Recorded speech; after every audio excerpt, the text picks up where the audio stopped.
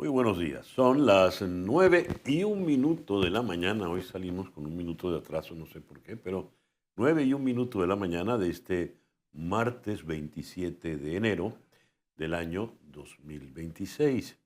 Y en este momento, a las 9:02 de la mañana, hoy el reloj va más rápido que de costumbre, usted está viendo En Conexión, lo está viendo por TVV Network y lo está escuchando por Éxito 107.1 FM aquí en Miami por HD2.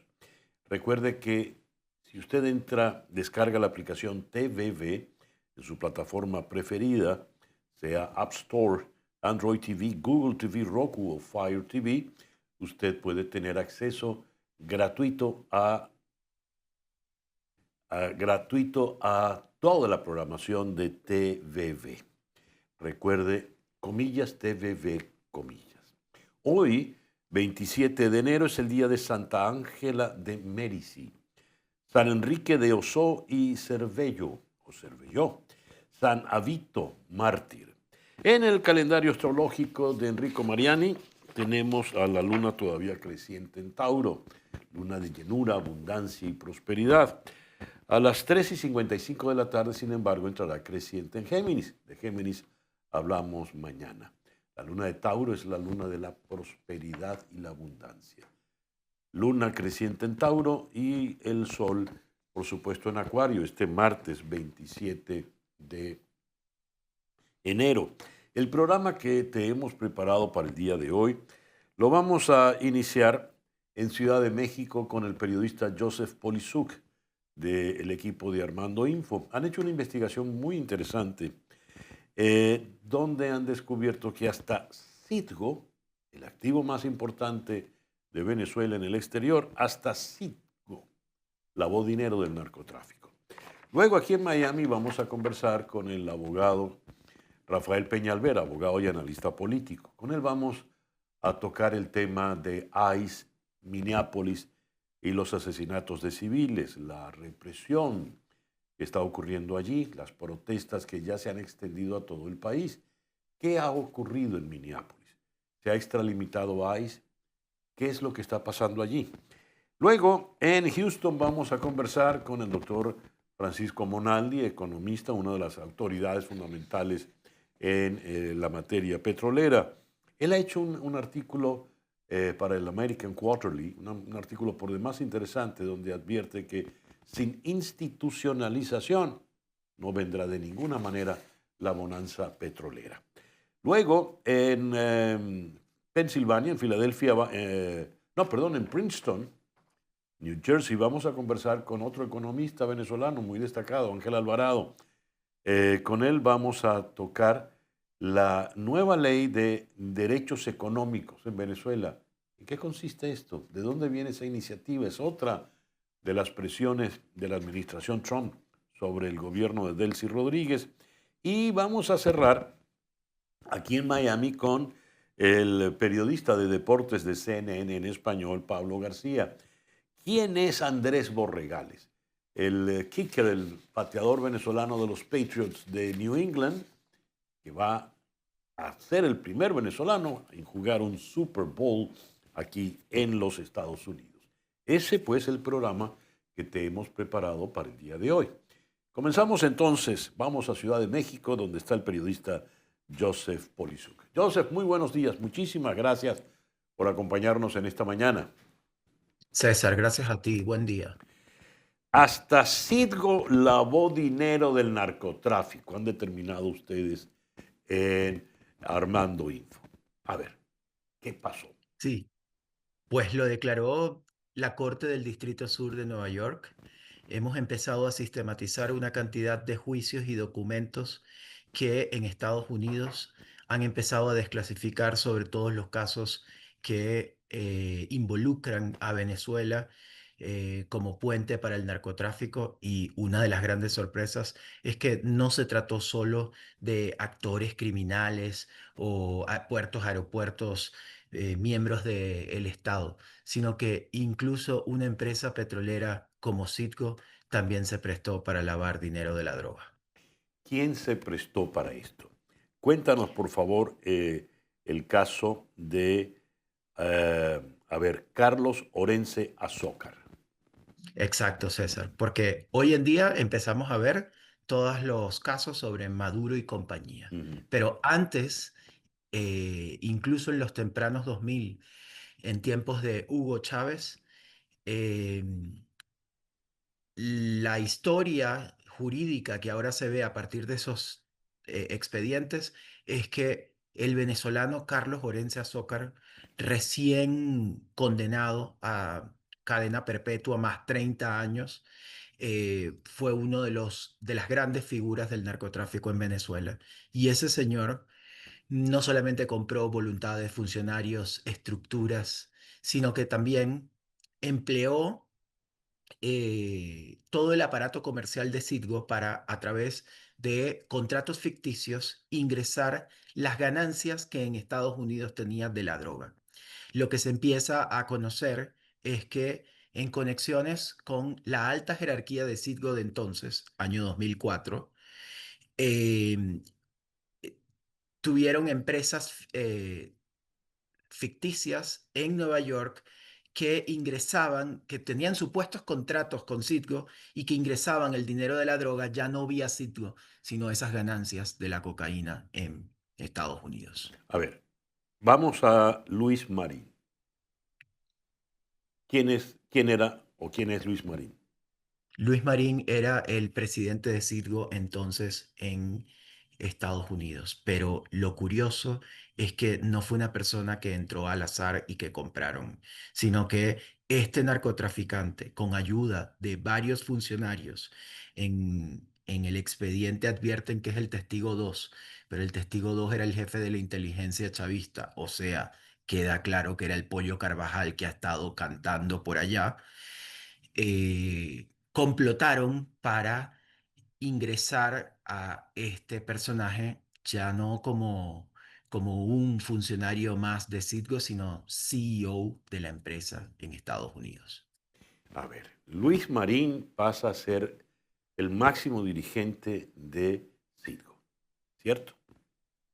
Pero es en realidad una ficha del narcotráfico que está usando esa inmensa empresa para lavar dinero del Se narcotráfico. pres- ¿Es así? Sí, se prestó como una ficha del narcotráfico, lo compraron y es así como se gestaron contrataciones ficticias en las que Citgo no terminó pagando, sino que el dinero de las ganancias de la droga entró a esas empresas y de esa manera se podía repatriar ese capital a Venezuela y a otros países en esta industria del narco. Joseph, a ver, el rol que está jugando en este momento el Pollo Carvajal, ¿cuál es? Porque estamos hablando de algo de los tiempos de Hugo Chávez, ¿verdad? Cuando Citgo era próspera y todo parecía que iba de las mil maravillas.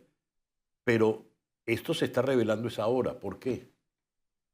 Se está revelando ahora, pero yo creo, César, que esto es una nota al pie de página en todas las cosas que están apareciendo. El Ajá. Pollo Carvajal también ha sido señalado por cargos directos, proveyó armas a las FARC y participó en diferentes actividades, varios aviones, varios trasiegos aéreos que salieron incluso de el aeropuerto principal de Venezuela, el Aeropuerto Internacional Simón Bolívar de Maiquetía. Cada uno tiene unos cargos. Estoy seguro que el Pollo Carvajal ha estado colaborando, pero creo que también se han unido otros casos, como los de varios narcos mexicanos que también que también están siendo juzgados en este momento.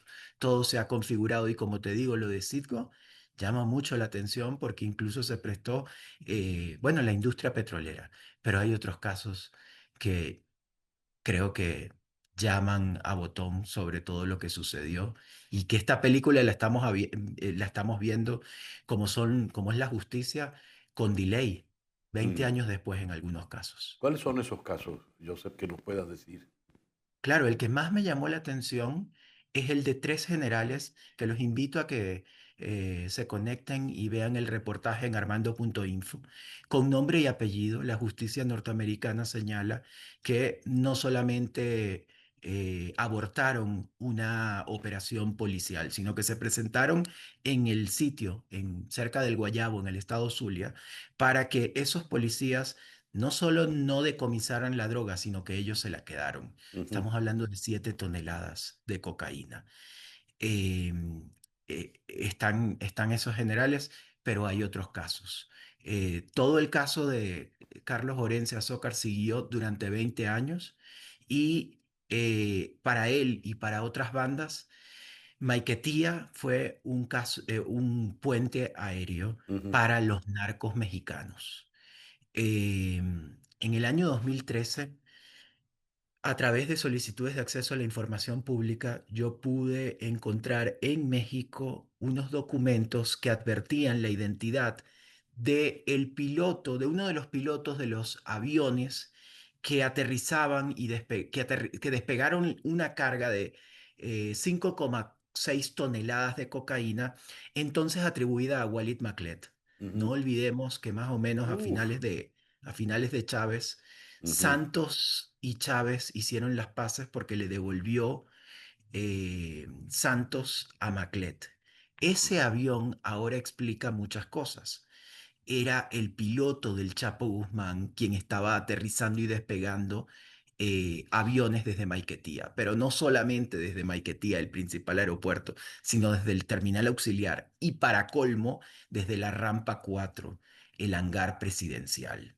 estás hablando de Roberto López Perdigón. Roberto López Perdigón es uno de los testigos en el caso de Carlos Orense Azócar. Ujú, Ese señor es uno de los que señala que buena parte de la droga que llegaba a Maiquetía tenía conexión con los narcos mexicanos. Pero en ese caso no es el caso de el cartel de Sinaloa, sino otro cartel histórico de México, el cartel de los Beltrán Leiva. ujú. Según Roberto López Perdigón, llegaron en el año 2006 varias maletas en vuelos comerciales que sumaban 16 millones de dólares. Y la paradoja de esta historia es que como se había caído, eran los tiempos que no estaba el viaducto 1 de la autopista Caracas-La Ajá, Guaira, ajá. entonces, mientras la vida de todos en Caracas se había trastocado, había gente que hasta 8 horas por las trochas de la carretera vieja Sí, sí, sí. Caracas-La Guaira tenía que tardarse, pues esta Escartel tenía un puente aéreo instalado en Maiquetía y esas maletas con 16 millones de dólares de los Beltrán Leiva Ujú. viajaban en helicópteros. Dios. Te voy a leer del reportaje, te voy a citar, Joseph.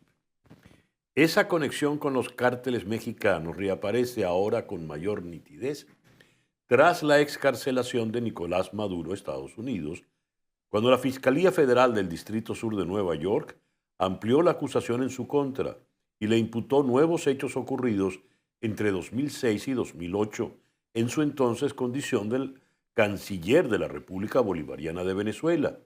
Según ese escrito judicial, citas tú a su vez, Maduro Moros llamaba a la embajada venezolana en México para avisar que una misión diplomática llegaría en avión privado. Luego, mientras los traficantes se reunían con el embajador de Venezuela en México, bajo los auspicios de la misión diplomática de Maduro Moros, su avión era cargado con las ganancias de la droga. El avión luego regresaba a Venezuela bajo cobertura diplomática. Fin de la cita. Según esto, Nicolás Maduro era en efecto entonces, estaba involucrado de manera directa en el narcotráfico, Joseph. Claro, y es que trabajo lo que buscaba era entender de qué se le juzga no solo a Maduro, sino a todo el alto gobierno en Estados Unidos. Y una de las grandes sorpresas es que según la fiscalía, lo tendrán que probar en el juicio, incluso antes de ser primer mandatario, Maduro en su condición de canciller, incluso cuando era diputado, participó en actos de narcotráfico. Y lo más llamativo para mí es que tenía un vínculo con los carteles mexicanos. Según esa acusación, la embajada venezolana en México se convirtió en un hub para los carteles del narcotráfico mexicano e incluso les vendió pasaportes a los narcos para que operaran con identidad ¿Quién venezolana. era el embajador, Joseph? Esa es la gran pregunta. Estamos buscando los embajadores en ese momento. Pareciera que es el embajador, según las fechas, hay varios, pero según esas fechas era Roy Chatterton. Oh, Pero la acusación no advierte, no precisa nombres. Sería bueno que eh, contrastaran esa información los embajadores. regreso a tu reportaje. En los expedientes judiciales aparece acompañado por el alto gobierno Cilia Flores, señalada por reunirse y pactar acuerdos con traficantes. Diosdado Cabello Rondón, descrito como articulador de actividades de cárteles como los Zetas mexicanos. Hugo Carvajal Barrios, acusado de entregar armas a las Fuerzas Armadas Revolucionarias de Colombia. Y Néstor Reverol, señalado por recibir sobornos de redes criminales. Esto se pone cada vez más grave, Joseph. Diosdado Cabello vinculado a los Zetas. Claro, a ver, Cilia y Néstor Reverol son señalados de reuniones y acuerdos y sobornos con carteles del narcotráfico. Lo de Diosdado Cabello también me llama la atención porque em, aquí siempre habíamos visto conexiones con las FARC, etcétera, etcétera, pero empiezan a salir una serie de conexiones con carteles mexicanos. Los Zetas es un cartel de terror en México. Y lo que se señala es que Diosdado participaba en el envío desde el puerto de Puerto Cabello de droga para los Zetas en México, los temidos Zetas. Según a ver, leo aquí, cuando las autoridades del aeropuerto Charles de Gaulle encontraron 1.3 toneladas de cocaína en un vuelo comercial, recuerdo que fue un vuelo de Air France. Según la acusación, Maduro entonces convocó a una reunión en la que le dijo a Cabello Rondón y a Carvajal Barrios que no debieron haber usado el aeropuerto de Maiquetía para el tráfico de drogas después de la incautación de 2006 en México y que en su lugar deberían haber usado otras rutas y ubicaciones de drogas bien establecidas para despachar cocaína. Estamos Y hablando, otra vez Maiquetía. Otra vez Maiquetía fue, no solo fue un aeropuerto, fue un sitio que sirvió como infraestructura para el tráfico de droga. Y te estoy hablando de que ya en el año 2009 empezaron a salir aviones, entonces atribuidos a Walid Maklet, no se nos olvide, el tercer narcotraficante más buscado por la Casa Blanca de Obama. Empezaron a salir aviones. Pero a la llegada de Maduro también apareció este avión, ya no en un vuelo privado, sino en vuelos comerciales. a ver, de los personajes que aparecen en tu reportaje, Joseph, Nicolás Maduro está preso en Nueva York, Cilia Flores está presa en Nueva York, Hugo Carvajal está preso también en Nueva York. Quedan Néstor Reverol y Diosdado Cabello Rondón. ¿Caerán presos también? Bueno, eso es una gran pregunta. También habrá que ver el desarrollo del juicio, pero están señalados por cargos muy graves y detentan el poder en Venezuela. No solo Diosdado, también Néstor Reverol es general de la República y está en funciones. Lo que se señala aquí, muchas veces me preguntaban que si era una narrativa lo del cartel de los soles. Ujú. Mira, no sé, pero yo creo que es hasta peor. Lo que pinta la Fiscalía del Distrito Sur de Nueva York podría ser un narcoestado. Y algunas de esas piezas señaladas en ese narcoestado siguen activas. Una última pregunta, Joseph. Me llama también la atención que para nada figuran aquí los hermanos Delcy y Jorge Rodríguez. A mí también me llamó la atención. Creo que ellos han estado señalados en otros casos, pero no de crimen organizado. Y Han tampoco sido vinculados al señalados más. narcotráfico. No, no de narcotráfico, han sido señalados más en operaciones, y ya has tenido aquí a mis colegas de Armando.info, en otras operaciones de corrupción o negocios privilegiados a partir del petróleo y contratos del Estado. Joseph, muchas gracias por estos minutos en la mañana de hoy. Un abrazo, César. Joseph Polisub de Armando.info desde Ciudad de México. 9:21 de la mañana, una pequeña pausa y ya regresamos en conexión.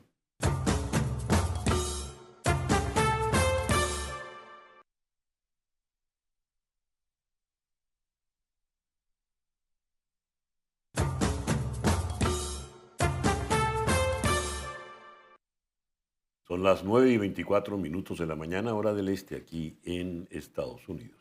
Repasando los grandes titulares de los diarios más importantes aquí en Estados Unidos, el tema de ICE, lo ocurrido en Minnesota, en Minneapolis, sigue siendo la noticia más reiterada, la que se lleva más centimetraje. Igual si repasamos en los principales programas noticieros de radio y televisión, es la noticia más impactante. Hay titulares que me llaman la atención, por ejemplo, en The New York Times, como el caso de ICE ha dividido a la sociedad, los excesos de ICE en Minneapolis ha dividido a la sociedad estadounidense, incluso a sectores del Partido Republicano y sectores conservadores. ¿Por qué es tan grave lo que ha ocurrido en Minneapolis, donde en cuestión de días han fallecido a manos de funcionarios policiales 2 civiles ciudadanos estadounidenses? Abordemos este caso tanto desde el punto de vista jurídico como político con el doctor Rafael Peñalver, destacado abogado y analista aquí en la ciudad de Miami. Rafael, muy buenos días. Muchísimas gracias por atendernos en esta mañana. Muchas gracias, César Miguel. Siempre es un gusto estar contigo, aún en días tan fríos como el de hoy aquí en Miami. Y Así Dios, que estamos parece que estuviéramos allá arriba en el norte. en el norte, pero no, al contrario, lo que vemos es cuando tenemos un poquitico de frío aquí que no compara para nada con lo que el frío de Minneapolis. Y vemos como miles y miles de personas están en las calles de Minneapolis protestando sobre lo que allí está ocurriendo, a pesar de las temperaturas que son temperaturas bajo cero. Sí. Es algo impresionante como el pueblo norteamericano ha salido a rechazar la militarización de sus ciudades y especialmente la total violación de derechos civiles y constitucionales por parte de la administración Trump en Minneapolis, con el pretexto de sacar de allí a personas indocumentadas, cuando en realidad se busca un fin político, el control político de esa ciudad. A ver, a tu entender, como ciudadano y como abogado y analista, ¿qué es lo más grave que ha ocurrido en Minneapolis? Lo más grave es la militarización de las ciudades norteamericanas, el hecho de que estamos viendo en las calles de este país lo que antes veíamos solamente en la Cuba de Castro, en la Venezuela de Maduro, pero aún en el sentido de que oficiales militares vestidos equipados con equipo de guerra, los han mandado a las ciudades americanas para perseguir supuestamente a personas indocumentadas, pero vemos que atrás de todo esto, el pretexto son el sacar a los indocumentados.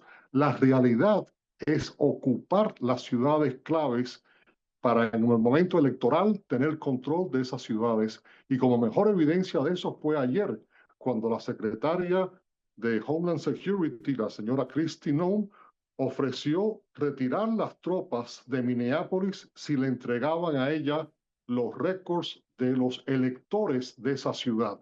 Dime tú qué tiene que ver una cosa con la otra. Si es, y se pone en evidencia que lo que se está buscando aquí es un presidente que ya intentó quedarse en el poder después de haber perdido las elecciones del año 2020, intentó quedarse en el poder con el ataque al Capitolio y parar el traspaso pacífico del poder.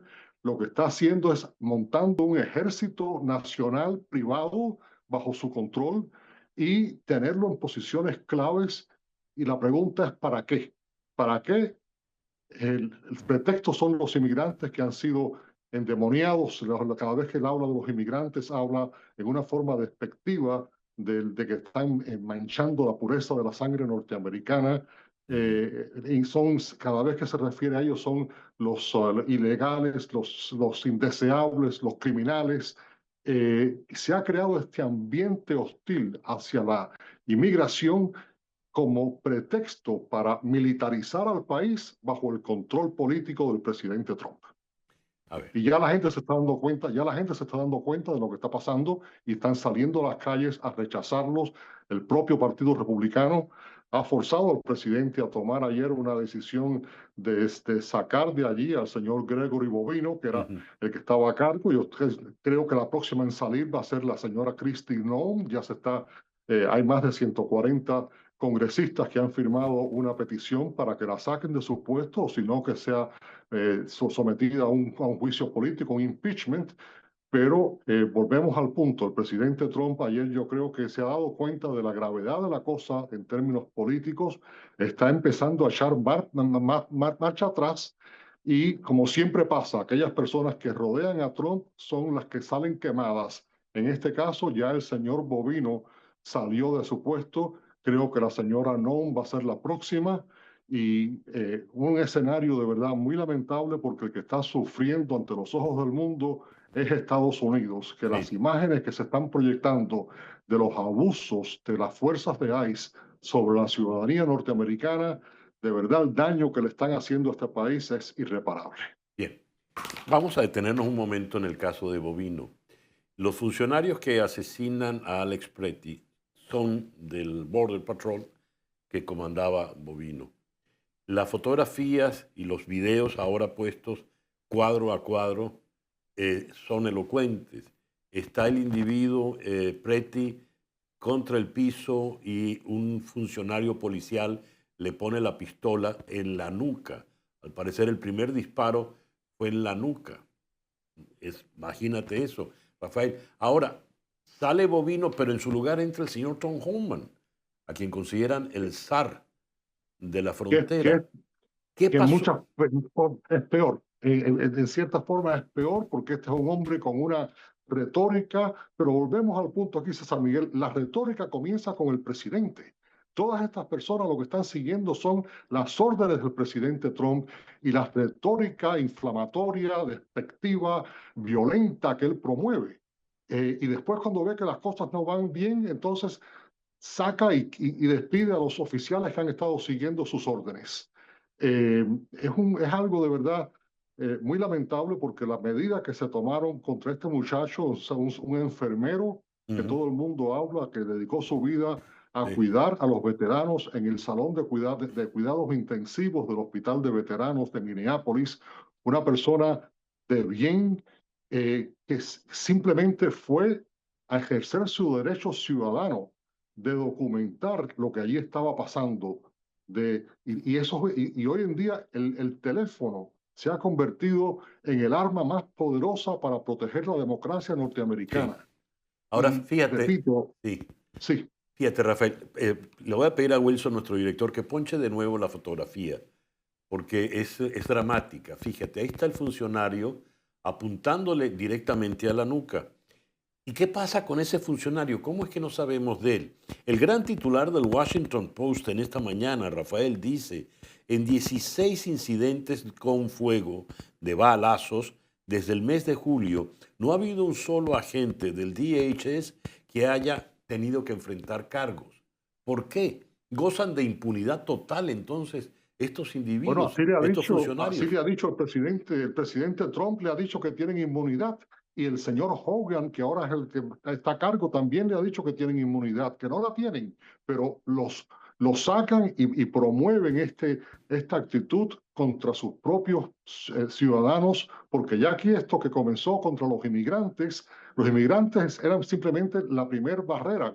Como no tenían mucho apoyo, pues se podía hacer lo que querían con ellos, pero esta gente fueron cogiendo más y más fuerza hasta que ya empezaron a parar a ciudadanos norteamericanos caminando por las calles y le preguntaban que se identificaran con su pasaporte, cosa que jamás había pasado en este país y que es totalmente inconstitucional. Pero empezamos a aceptar estas prácticas porque eran dirigidas a los inmigrantes. No, eso no nos afecta a nosotros. Nosotros estamos aquí bien. Hasta que ya empezó a afectar a la población en general y hemos visto que las encuestas demuestran que el 62% de la población norteamericana rechaza las medidas que está tomando el presidente Trump. Pero repito, en mi opinión, el propósito de todo esto no es deportar a los inmigrantes indocumentados. El propósito de todo esto es crear un ejército nacional y ponerlo en posiciones claves en todas las ciudades, principalmente en las ciudades demócratas, y si el resultado de las elecciones, si es que se celebran las elecciones, no van a su favor, pues ahí está lo que le faltaba a él el 6 de enero del año 2021, cuando se intentó quedarse en el poder, pero en aquel momento no tenía un ejército privado como lo tiene ahora en ICE. Rafael, has dicho una frase grave, me quedó, me retumbó en la cabeza. Si es que se celebran elecciones, ¿es que acaso podrían no celebrarse, Rafael?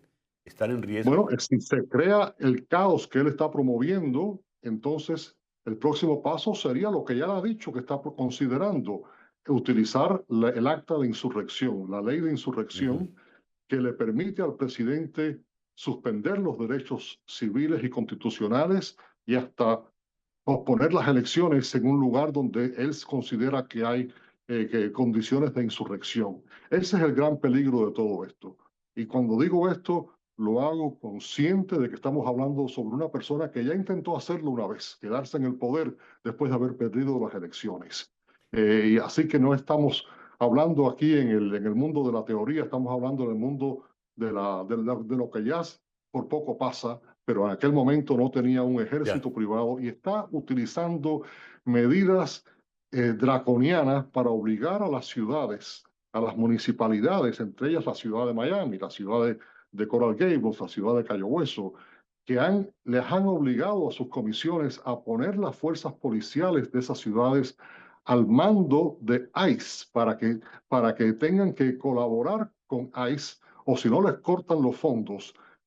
Algo totalmente inaceptable que las comunidades y los estados tengan que poner sus fuerzas policiales que normalmente responden al alcalde, a la comisión o al gobernador de cada estado y que ahora tengan que responder a ICE bajo las órdenes del presidente Trump.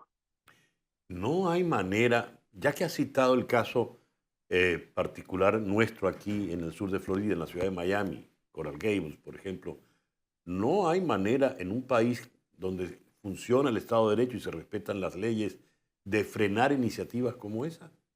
Bueno, yo quisiera y le hago un llamado a los comisionados de estas ciudades de que anulen ese contrato que se hizo con ICE.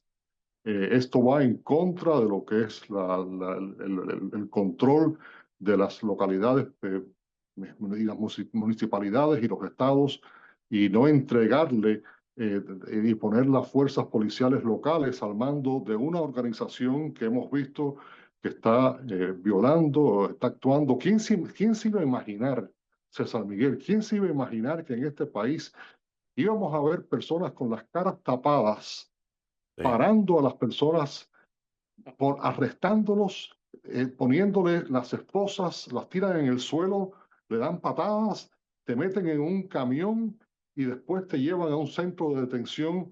Y aquí en la Florida, el insulto a nuestra comunidad, que hayan abierto un centro de detención en el medio de los Everglades y que le hayan puesto el nombre de Alligator Alcatraz, como si, como si los hispanos, que son la mayoría, que son llevados a ese lugar, como si no fuéramos seres humanos, como indirectamente están diciendo que se los tiramos a los cocodrilos. Exactamente. Y aquí estamos aceptando eso.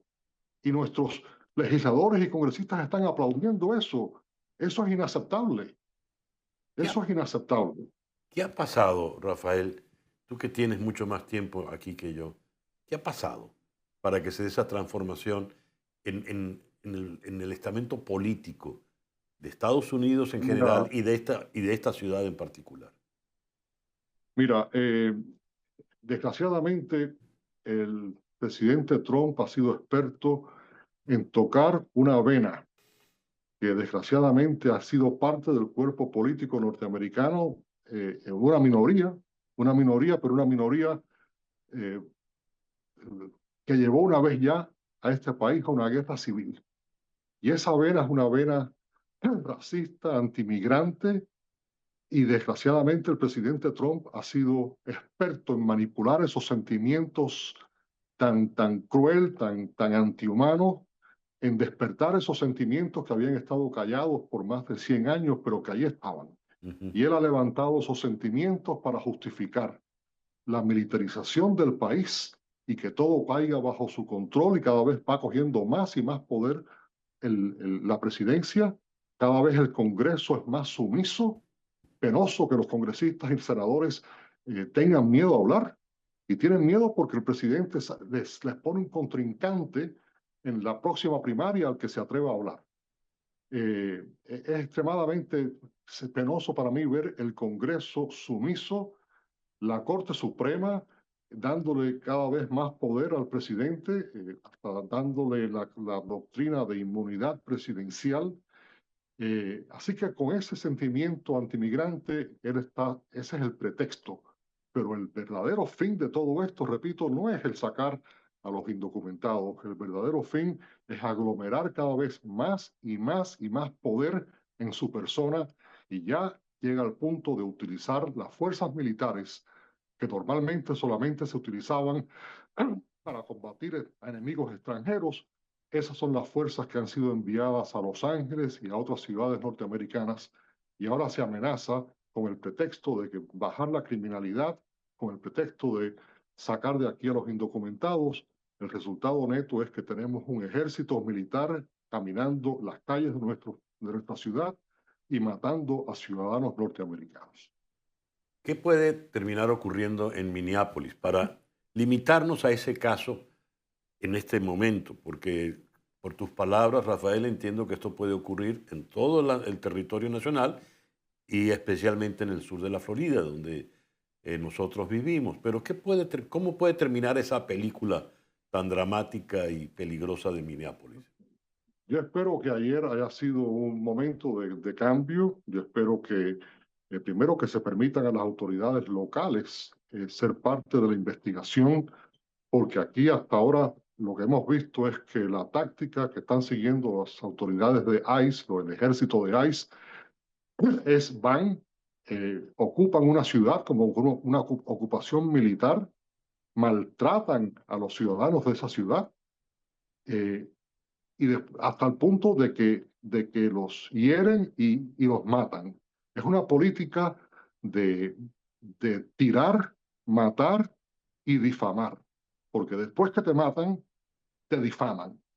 Y te difaman sin siquiera tener una investigación. La señora Good, cuando murió innecesariamente, que le dijeron que era una terrorista. Ahora este señor, el señor Alex Pritt, el enfermero, lo matan y dicen que es un terrorista que tenía una pistola en su mano que iba a atacar a los agentes de ICE. Mentira. Él tenía en su mano un teléfono. Y es por eso que les molestó tanto, que estaba filmando el abuso que estaban haciéndole a otras personas allí. Y entonces, cuando lo tienen en el suelo, descubre que él tiene un arma oculta, porque en la ley, la ley de Minneapolis permite que tú lleves armas ocultas, igual que en la Florida. Y entonces, el arma no tiene que ver nada. Ya cuando descubren el arma, él estaba en el suelo, Sí. ya estaba totalmente con 5 guardias arriba, le sacan el arma y después que le sacan el arma, le tiran. Y como tú ves en esa fotografía que acabas de enseñar, le tiran a matar. Ahora, Cosa que tú Rafael, no puedes. sí, ahí está Sí, la fotografía. Rafael, una pregunta. A sí. propósito de esa difamación post-mortem en el caso de Alex Preti, ¿la familia no puede difamar, demandar a la señora Noem, a Stephen Miller, a Bovino por Claro que difamación? sí, claro que y eso viene, pero la difamación no es solamente a la víctima aquí, la difamación es al país. Estamos difamando la ley, estamos difamando a Estados Unidos, lo que esto representa. Esto no es Estados Unidos y no podemos permitir que esto se convierta Estados Unidos un país de donde siempre ha existido el Estado de Derecho y el respeto al ciudadano, que nos convirtamos en los países de los cuales hemos nosotros huido, Sí. ya sea de Cuba y todo. No nos olvidemos que todos estos procesos dictatoriales siempre comienzan con un grupo a quien se les difama y se utiliza como excusa para el gobernante ir aglomerando el poder. En Alemania fueron los judíos. Recordemos que Hitler entró al poder por elección y creó esta psicosis en contra de los judíos y utilizó eso para ir aglomerando el Gestapo que lo mantuvo en el poder a través de la violencia y a través del terror. Y aquí no son los judíos, aquí son los inmigrantes, los que son el objeto, el pretexto de lo que se está creando es los inmigrantes a lo que es. Y nosotros decimos, hay muchos que dicen, no, porque yo entré legalmente aquí, eso a mí no me afecta. Señores, nos afecta a todos. Nos afecta a Sí. todos la imagen que se está creando de los inmigrantes, nos afecta a nosotros, afecta a nuestros hijos y afecta a esta gran nación norteamericana que no la podemos perder. Rafael, muchas gracias por estos minutos en la mañana de hoy. Gracias a ti, César Miguel, siempre es un gusto. El doctor Rafael Peñalver, abogado y analista político aquí en la ciudad de Miami. 9:45 de la mañana, una pequeña pausa y ya regresamos en Conexión.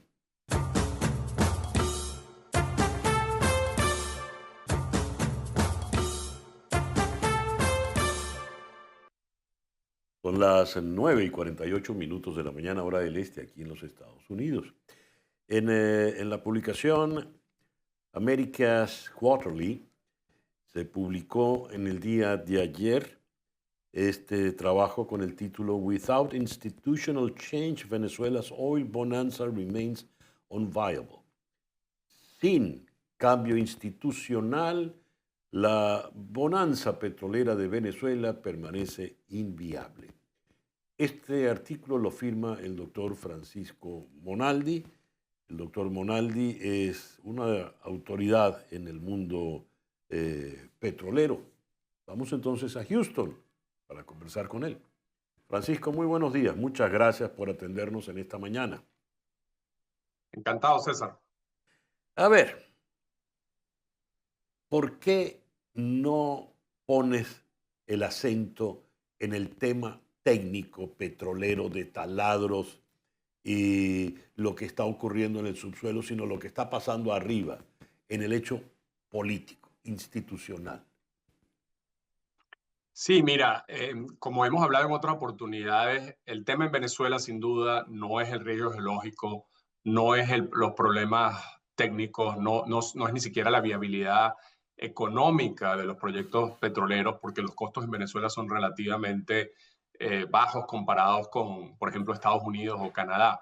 Los problemas de Venezuela han tenido que ver con los riesgos sobre la superficie, es decir, riesgo político, riesgo institucional, riesgo regulatorio, riesgo macroeconómico. Eso es lo que no ha permitido el desarrollo de la industria petrolera venezolana. Si Venezuela tuviera un marco institucional adecuado, tendría que producir muchísimo más petróleo del que hoy produce. Incluso yo lo llevo a veces al extremo de decir, imaginemos que el petróleo venezolano estuviera en Texas o en Alberta. Venezuela podría estar produciendo 6 millones de barriles diarios y produce menos de 1 millón de barriles hoy en día. ¿Y por qué ocurre eso?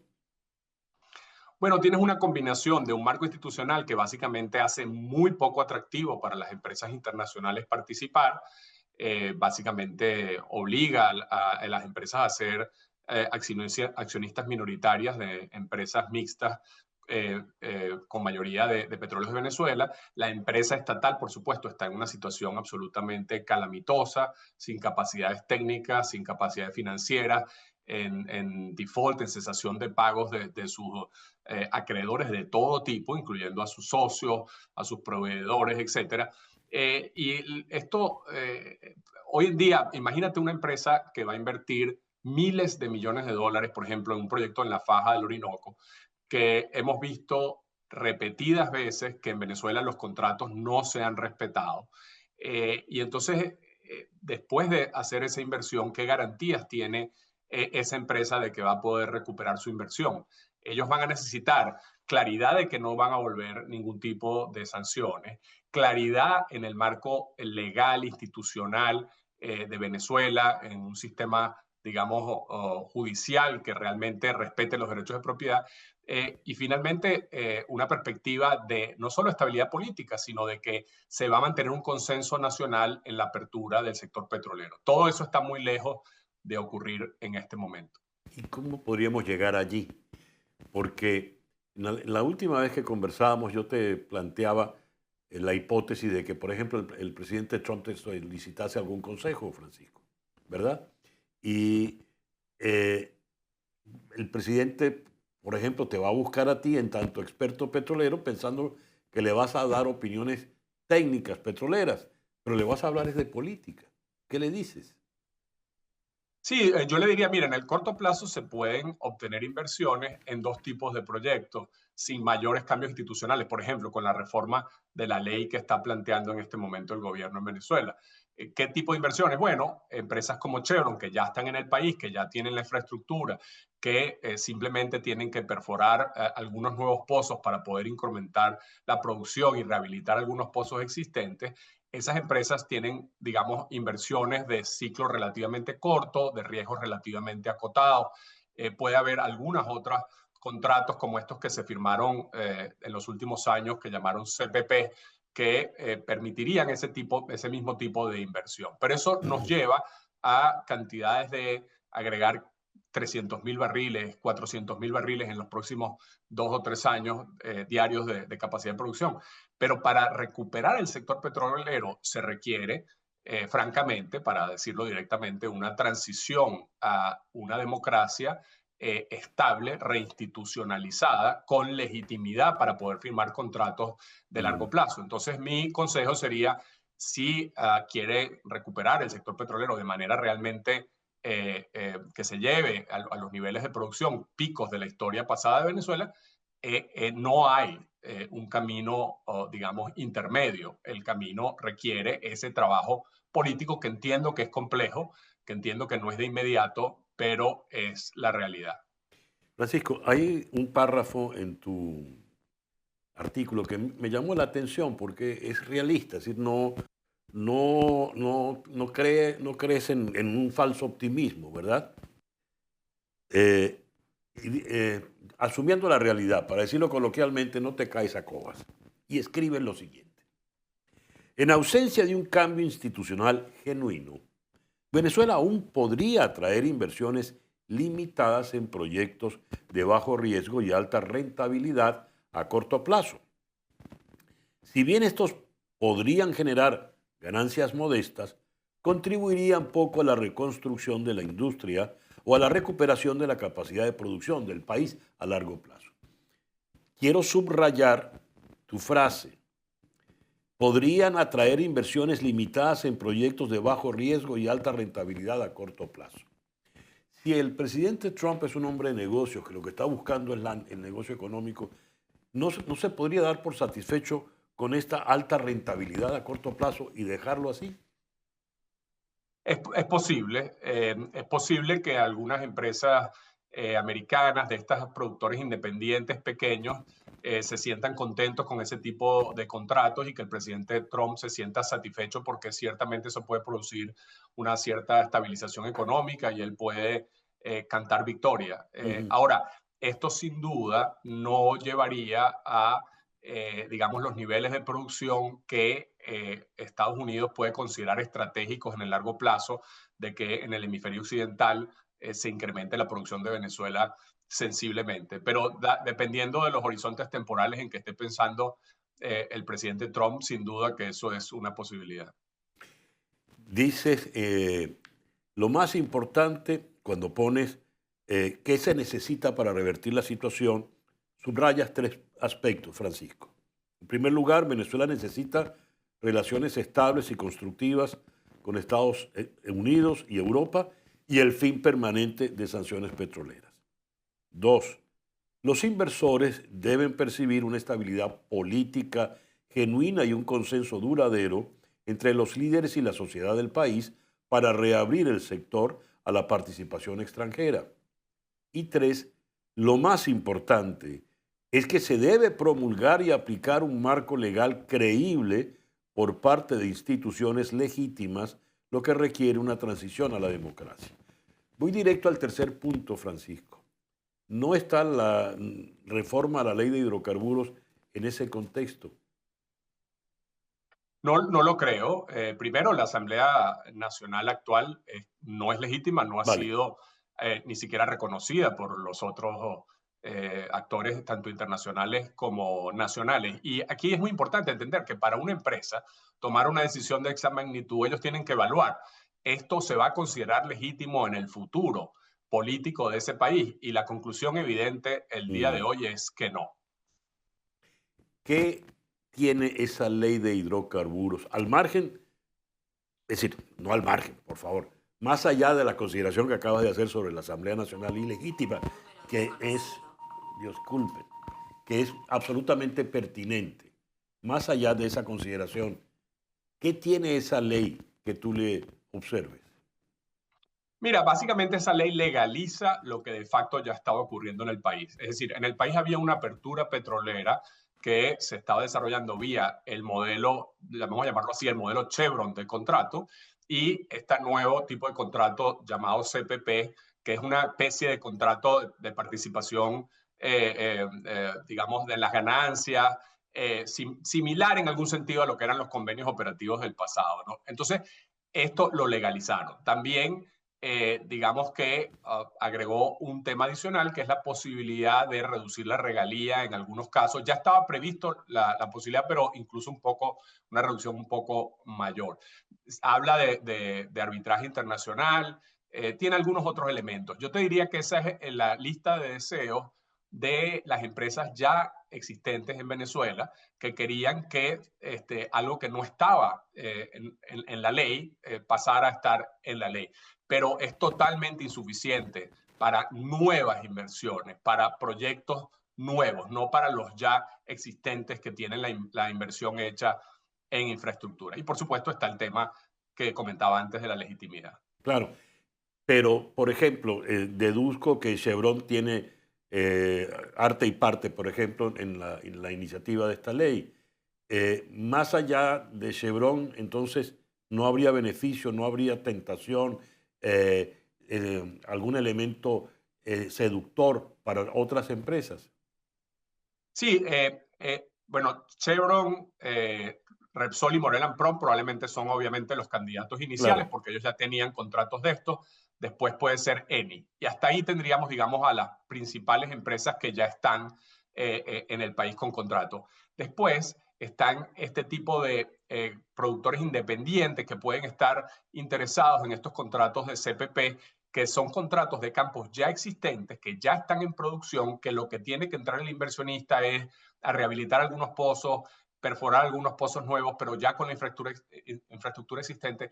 Son esas inversiones que yo comentaba de ciclo corto, de recuperación rápida.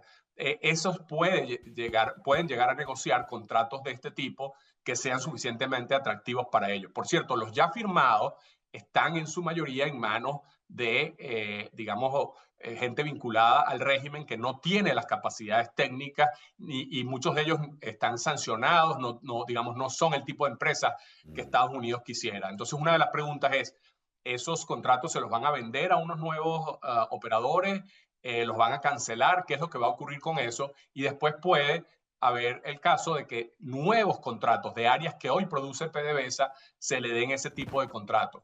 Pero todo esto lo que va a hacer, como te decía, es digamos, evitar que continúe cayendo la producción en esos campos, una cierta recuperación, pero no tiene nada que ver con los incrementos de capacidad de producción que necesitamos para recuperar la industria petrolera venezolana.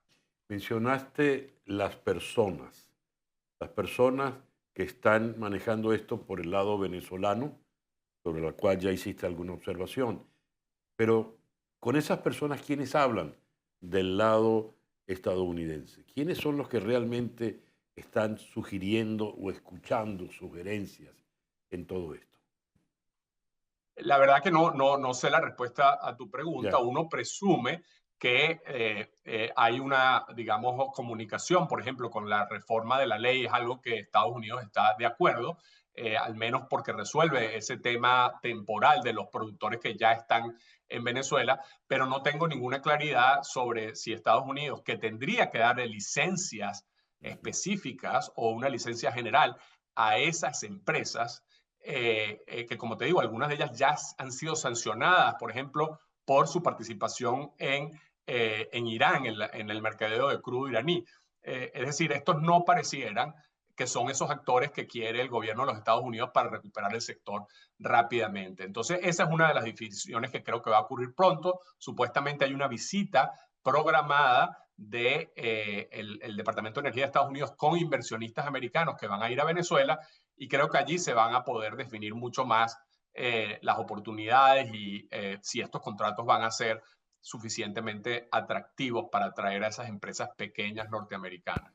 La pregunta te la hacía, Francisco, porque, por ejemplo, el señor Scott Bessent recién ha declarado, el secretario del Tesoro, muy influyente en materia económica y muy allegado al presidente Trump, ha declarado que ya ellos verán cuándo se convocan elecciones en Venezuela. Está hablando realmente como desde la sede del protectorado, ¿verdad? El tutor dice cuándo es que van a haber o no elecciones en Venezuela, que sería un paso evidente para esa institucionalización. Por ejemplo, cuando el señor Bessent hace una afirmación como esa, ¿cuál es su base?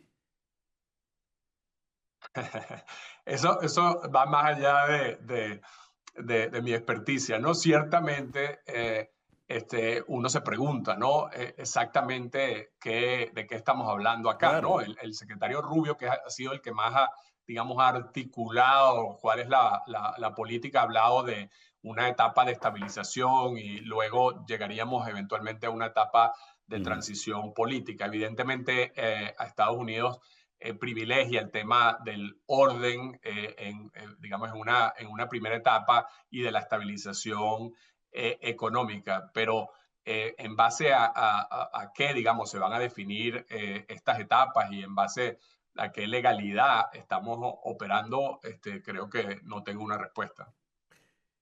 Cierras tu artículo con este párrafo. Una recuperación significativa es posible, pero solo si se basa en un cambio político duradero, instituciones creíbles y un compromiso a largo plazo para restaurar la confianza de los inversores.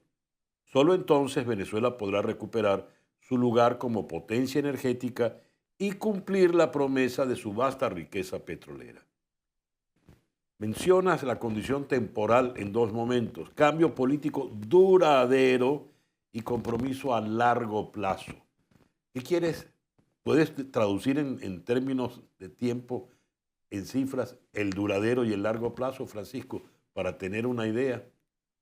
Sí, estamos hablando de una década, por al menos, porque tendrían que ocurrir inversiones en esa década de más de 100.000 millones de dólares. Pero incluso yo te diría que para que los inversionistas, digamos, realicen esas inversiones, tienen que incluso tener un horizonte un poco mayor. Este es uno de los dilemas grandes del sector petrolero. Tú tienes, por un lado, gobiernos que tienen horizontes de tiempo a veces muy, muy cortos, de meses o pocos años, e inversionistas, sobre todo en proyectos grandes, nuevos, como los de la Faja del Orinoco, que tienen horizontes de inversión de 2 décadas, ¿no? Y un país que históricamente no se han cumplido los contratos, y en particular en los últimos 25 años, César Miguel, creo que la gente no entiende lo dramático que ha sido el sistemático incumplimiento de todos los acuerdos con los inversionistas, no solo una vez o 2 veces o 3 veces, literalmente todos los años hay cosas que se incumplen. Entonces, esa es una reputación difícil de recuperar y va a requerir garantías institucionales muy sólidas, pero también una percepción de que el país realmente tiene un consenso de apertura del sector petrolero a largo plazo. Si no, digamos, podemos caer otra vez en lo que ha caído nuestro propio país o países como Argentina o Ecuador o Bolivia, que son este desempeño pobrísimo del sector petrolero con respecto a su potencial. Lamentablemente en la región, en los últimos años, en las últimas 3 décadas, yo te diría que el único país que más o menos ha sido una excepción en eso ha sido Brasil, y muy recientemente Guyana, pero Guyana todavía es un caso muy reciente que no podemos extrapolar hacia el futuro. Mi última pregunta, Francisco. De toda esta conversación se desprende que Venezuela ha de reinstitucionalizarse. Como te conozco bien y te conoce el país, eres una persona demócrata, a carta cabal, ¿verdad? Y estás hablando de reinstitucionalización, estás hablando en efecto de un país sanamente democrático, ¿verdad? Que es lo que deseamos todos.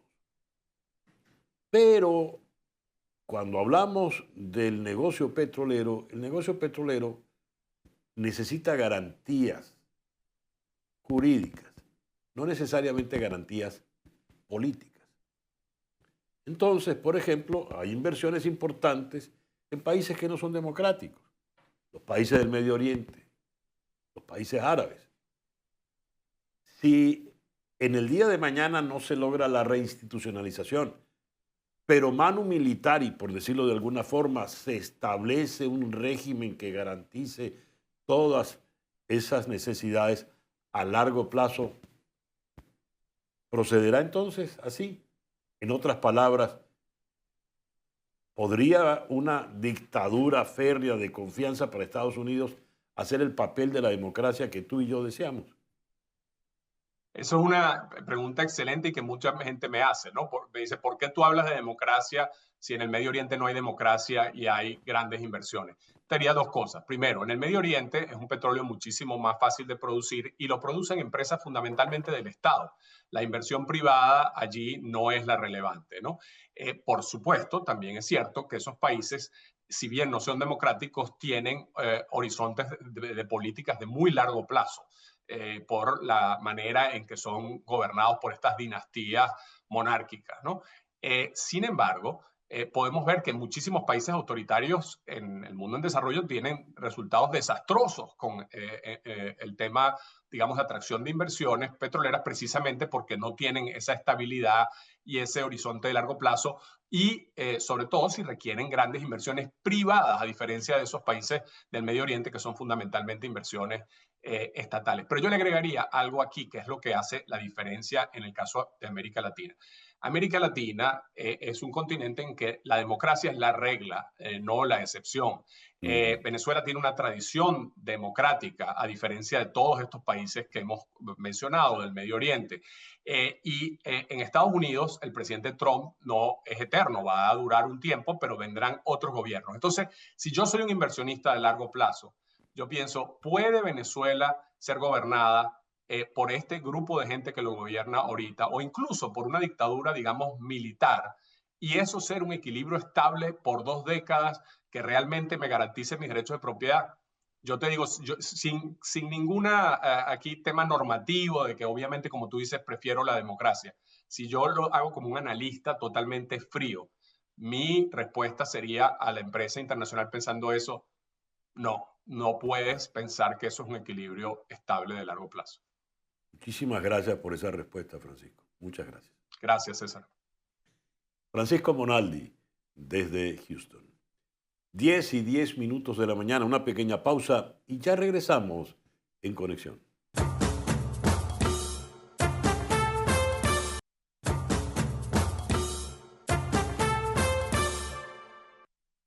Diez y 13 minutos de la mañana, hora del este en Estados Unidos. En Crónica.1, el portal venezolano, leo de su edición del día de ayer, la nueva ley orgánica para la protección de los derechos socioeconómicos, con la que el Parlamento busca reemplazar a la ley de precios justos, redefine a los ciudadanos como consumidores, un giro que recuerda la sociedad de consumo previa al chavismo. Sin embargo, especialistas advierten que el texto mantiene el control estatal sobre los precios. ¿Qué es esta nueva ley de derechos económicos? Bien, vamos a Princeton, en New Jersey, donde está el economista Ángel Alvarado, Senior Fellow en el Departamento de Economía de la Universidad de Pensilvania. Ángel, muy buenos días. Muchas gracias por atendernos en esta mañana. Hola César, encantado de estar como siempre en tu programa. ¿Qué es esta nueva ley para la protección de los derechos socioeconómicos?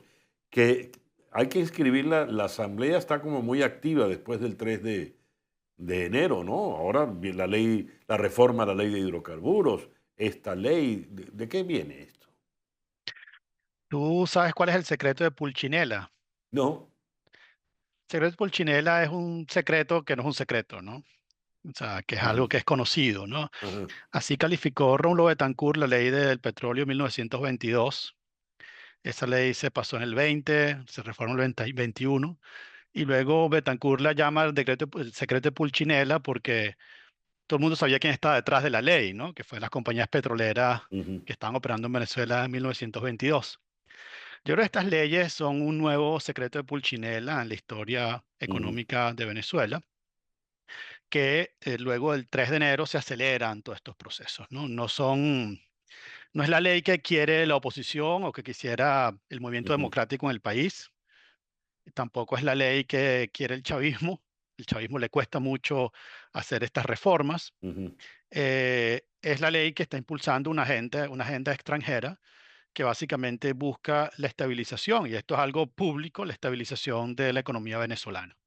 ujú, Eh, para cerrar el punto, ¿no? La economía venezolana en diciembre del año 2025 rozó la hiperinflación, ujú, más de 30% de inflación. La economía venezolana en la primera semana de enero rozó la hiperinflación con inflación de alimentos alrededor de 30% también. Y tú tienes que estabilizar la economía, es el objetivo que se ha trazado desde la Casa Blanca explícitamente. ujú. Y esta ley, me parece, no tiene otro sentido sino estabilizar la economía venezolana.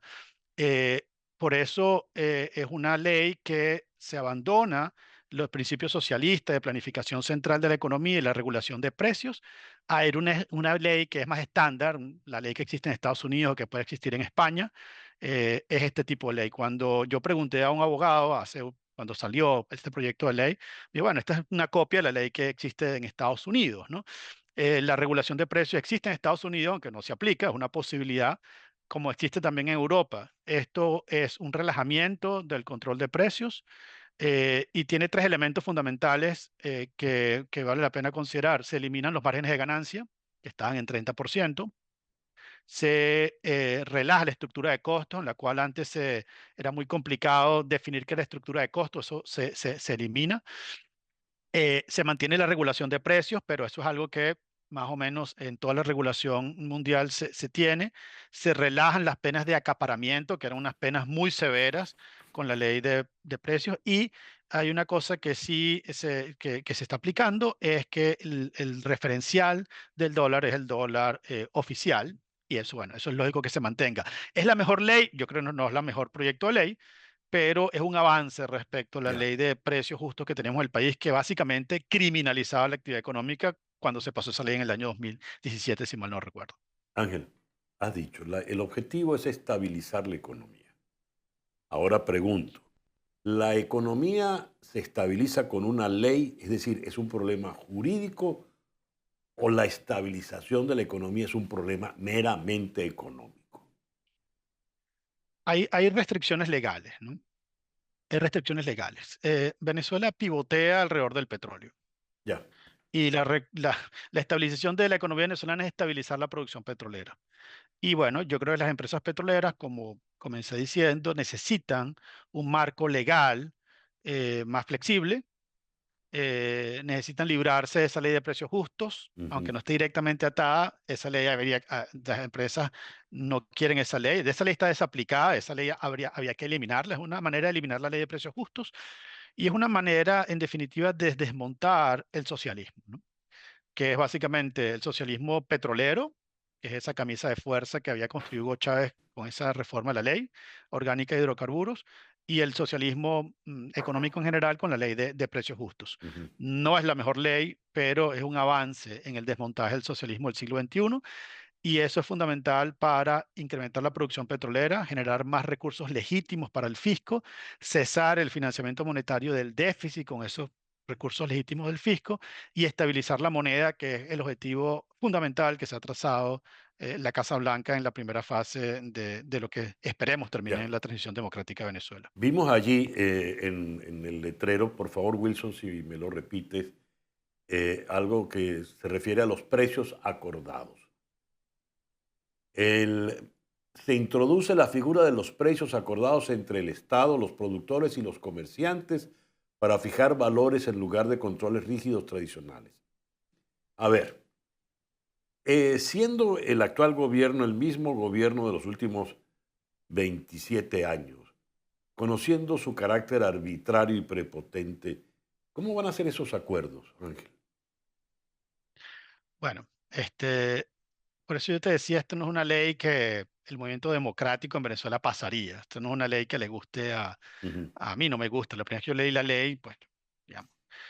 Pero cuando hablas con los agentes económicos que están en Venezuela, abogados y gente que ha tenido que lidiar con esto es un avance en ese desmontaje, ¿no?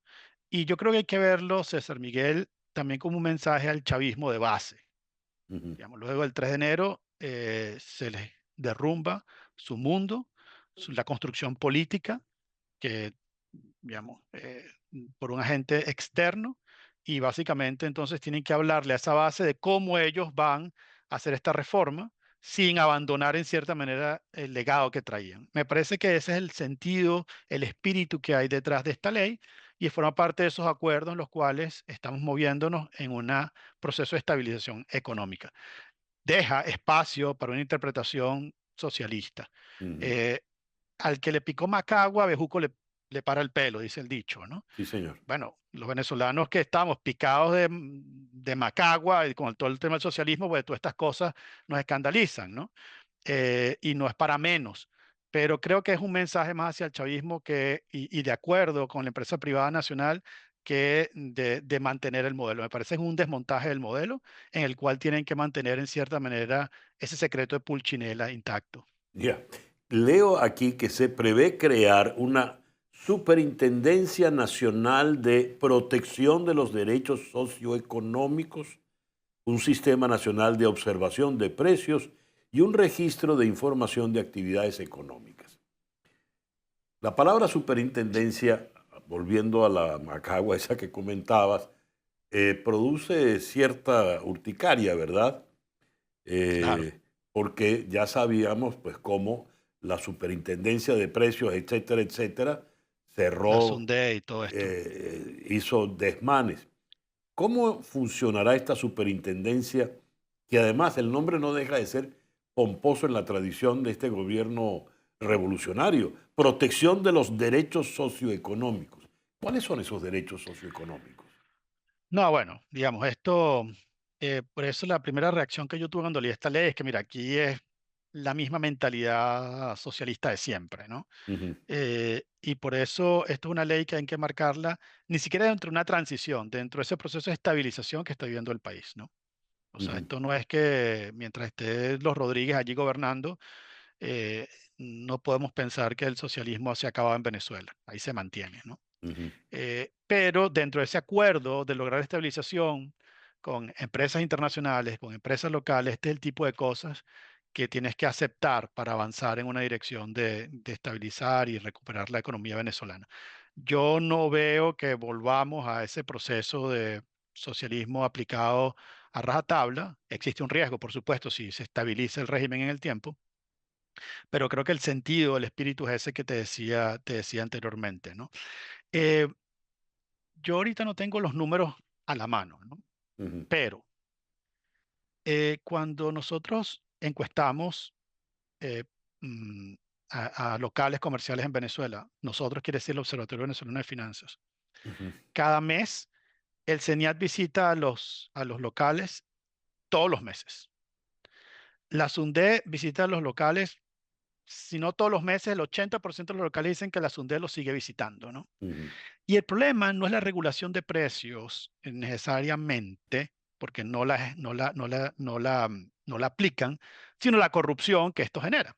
Digamos, si tú tienes Ya, un precio o quién está acordando el precio, el problema no es que ellos vayan a bajar el precio, vayan a colocar, sino que hay una posibilidad y nosotros reportamos que más o menos la mitad de esos locales sufren la corrupción y tienen que dedicar recursos y tiempo a lidiar con esa corrupción. Entonces yo creo que el problema de este tipo de ley no es tanto que se vuelva al modelo socialista real, aplicado a rajatabla, sino más bien pues cómo esto sigue favoreciendo la captura de rentas por grupos que se encuentran dentro del poder, incluso por funcionarios públicos que están visitando estos lugares, estos locales. mencionaste que el interés de Estados Unidos, es decir, el país que está ejerciendo el tutelaje o el protectorado, el interés de Estados Unidos es la estabilidad de la moneda. ¿Qué quiere decir la estabilidad de la moneda en este momento en la Venezuela de hoy, Sí, Ángel? sí, José San Miguel. O sea, vamos a ver, los economistas, cuando el tema de estabilización es un tema que usamos muchos los economistas, ¿no? Y cuando los economistas dicen lograr la estabilización económica o macroeconómica, lo que se está hablando, y además el contexto venezolano, es evitar una hiperinflación. Ujú. Ese es básicamente el problema que Venezuela tenía. Pasa que se nos ha olvidado un poco la historia reciente de los últimos 2 meses, ¿no? Pero en Ajá. diciembre fue terrible el tema de los precios en Venezuela. Ujú. Digamos, yo creo que si Estados Unidos maneja toda la información que yo creo que manejan y saben cuál era la situación de los precios, sabían que Venezuela estaba al borde de una hiperinflación. Y luego la primera semana de enero, igual, o sea, peor aún. Y por eso yo creo que se interviene el mercado cambiario ese viernes, me parece que es 7 de enero, el mercado cambiario, o viernes 9 de enero, se interviene el mercado cambiario, cae Ujú. 50% el precio del dólar, y luego pues se mantiene y alimentar los flujos de capital hacia el Banco Central y por el Banco Central, lo cual es ese tipo de medidas que está buscando todo eso, ¿no? Que es este primer mes de evaluación de, digamos así, el tutelaje, es estabilizar la moneda. Y por eso cuando dicen la primera fase es estabilizar la moneda, bueno, yo creo que una fase que yo creo que va a ser exitosa, está siendo exitosa, al menos la segunda semana del mes de enero, los precios se mantuvieron altos, aunque el precio del tipo de cambio cayó, fíjate, vamos a ver, para recontar un poquito esta historia a través de la cesta Petare, ¿no? Sí. Los precios subieron 30% con el dólar. El dólar bajó 30% y los precios no bajaron. Y esta tercera semana estamos viendo que los precios empiezan a bajar en bolívares. Entonces, hay una estabilización ocurriendo y eso es la fase en la que estamos. Nadie ha dicho que estamos en una fase distinta. Esa es la fase en la que estamos y eso pasa por incrementar la producción petrolera, incrementar los flujos de dólares hacia el Banco Central y desde el Banco Central al mercado cambiario y estabilizar el tipo de cambio que sirve de anclaje para estabilizar la moneda. En eso estamos, bajar la inflación, evitar una hiperinflación y volver a una inflación de unos 2 dígitos y de un dígito eventualmente. Ese es el proceso de estabilización que me parece a mí los agentes están buscando, los agentes que están involucrados en esto y en el cual nos estamos moviendo, que hasta ahora yo creo que puede ser exitoso si seguimos en este camino y por supuesto, es simplemente la primera fase en ese camino que todos esperemos termine en la instauración de la democracia nuevamente en el país. ¿Por qué si sube el dólar, suben los precios en dólar, baja el dólar, no bajan los precios en dólar, sino en bolívares? Porque la gente está picada en Macagua, ¿no? O sea, la gente dice, el Mm. dólar bajó, pero esto no, esto tal vez vuelva a subir otra vez. Entonces, la gente, luego, en la siguiente semana, el precio del dólar se mantiene otra vez bajo. Digamos que el precio del dólar llegó a 800 y bajó a 400, números así Mm. gruesos, ¿no? La primera semana la gente dice, bueno, esto no se va a mantener en 400. Y cuando pasan 5 días, 10 días y se mantienen en 400, se empiezan a bajar tímidamente los precios, ¿no? Entonces yo creo que es los agentes, cómo se van formando esas expectativas y cómo esas expectativas poco a poco Ya. van marcando los precios. 100% de los precios en Venezuela se piensan en dólares, el 100%. Entonces, el tipo de cambio es como el gran marcador Ujú. y para arriba marca, para abajo se lo piensa la gente. Vamos a Ya. ver cómo evoluciona esto en las semanas que vienen. He leído la reseña que hace el portal Crónica.1 y allí leo este llamado de atención. El texto de la ley al cual Crónica.1 tuvo acceso casi una hora antes del inicio de la sesión, fue difundido por la primera vicepresidencia de la Asamblea Nacional. Sin mayores detalles sobre el espíritu de la ley, la comisión que lo elaboró el jueves, el jueves 22 de enero pasado. Es decir, menos de 10 días después de la detención de Nicolás Maduro, quien enfrenta juicio en Nueva York. Me gustaría una opinión, un comentario tuyo sobre esta llamada de atención. Sí, yo creo que nuevamente es una ley que si la comisión no la conocía, la comisión no conoce la ley, bueno, ¿quién llevó la ley, no? ¿De quién fue la iniciativa? ¿Quién la mandó, no? ¿Quién la redactó? Ujú. Este, y fíjate, tú ahí pones a Lobo, al Ramón Lobo, o sea, yo conozco a Lobo, o sea, ese no es el tipo de personas que está con una ley de este tipo, ¿no? Esta ley, en mi opinión, fue redactado externamente, enviado a la Presidencia de la República y de ahí pasó a la Presidencia de la Asamblea Nacional y por allí es me parece a mí, el camino que ha seguido esa ley. El espíritu de la ley es lograr la estabilización. Yo creo que en eso están de acuerdo tanto Donald Trump y Marco Rubio como Delcy Rodríguez y Jorge Rodríguez. Y en esta fase estamos y creo que dentro de esa fase de estabilización es que hay que entender esta ley en la cual entiendes que la inflación no se va a regular regulando precios, sino incrementando las exportaciones petroleras, incrementando el flujo de divisas hacia el país y estabilizando la moneda a través de una política monetaria y fiscal responsable y sostenible. ¿Se logrará esa estabilidad y se logrará a qué plazo? Es una buena pregunta. ¿Cuánto tiempo va a durar la estabilización? La estabilización no es una cosa de meses, ¿no? Yo creo que esto es un proceso, llegar a una inflación de un dígito no va a llevar un año, por lo menos, ¿no? Siendo muy exitosa. Yo creo que tendríamos que esperar esa estabilización, al menos desde el punto de vista económico, por el resto del año. Esperemos que la fase 2 de recuperación empiece antes o en paralelo con esta fase de estabilización económica. Y yo creo que tiene que procurarse que empiece lo más pronto posible, si es con un panel internacional de expertos o lo que sea, que todos puedan sentarse en ese panel, puedan darle legitimidad a lo que decía tu invitado anterior, a estas políticas que sean de largo plazo y puedan darle también legitimidad al Estado venezolano para lograr esa recuperación. Y como te decía, esto tomando en cuenta que ese es el marco en el cual nos movemos, que llegue lo más pronto posible la tercera fase, que es la que todos estamos esperando, que es la fase de la transición hacia la democracia. Quedé con la curiosidad, ¿por qué Ramón Lobo no es el individuo que pueda manejar un tipo de ley como esa si está al frente del Banco Central y, en fin, Estuvo, ¿no? Bueno, pero estuvo? mira, Sí. ellos lograron la, la hiperinflación más larga de la historia de la humanidad, es la venezolana, y fueron ellos, ¿no? Ramón Lobo, y luego todos los que pasaron por la Comisión de Finanzas, no me acuerdo, compañeros, fueron compañeros en la Asamblea 2015, los conocí, y por eso te digo que no es la persona aunque él esté allí, no es la persona que redactó esta ley, porque él redactó las otras y conozco bien cómo ha sido la evolución y cómo ha ido pensando. Esto me parece que es el chavismo, no en haciendo lo que cree, sino haciendo lo que cree que es necesario para sobrevivir políticamente, y creo que así es como hay que leer este tipo de reformas. ¿De dónde llega esa ley? Estoy pensando, digamos, El secreto de Pulcinella, ¿no? sí, muy bien, el secreto de Pulcinella viene directo desde Washington, D.C., pero ¿quién recibe esa ley o qué tipo de sector puede recibir esa ley en Venezuela de manera tal de hacérselo digerible, pasable al lobo y al estamento gubernamental? No, no, digamos. La dinámica del chavismo es algo que para mí siempre me sorprende y que no tengo una respuesta certera sobre eso, la verdad. Ángel, muchísimas gracias por estos minutos en la mañana de hoy. Encantado siempre estar contigo, César, y un gran saludo. Ángel Alvarado es economista, está en la Universidad de Pensilvania y nos habló desde Princeton, allá en New Jersey. Son las 10:34 de la mañana. Al regreso, por primera vez un venezolano va a estar en el Super Bowl. Ya regresamos.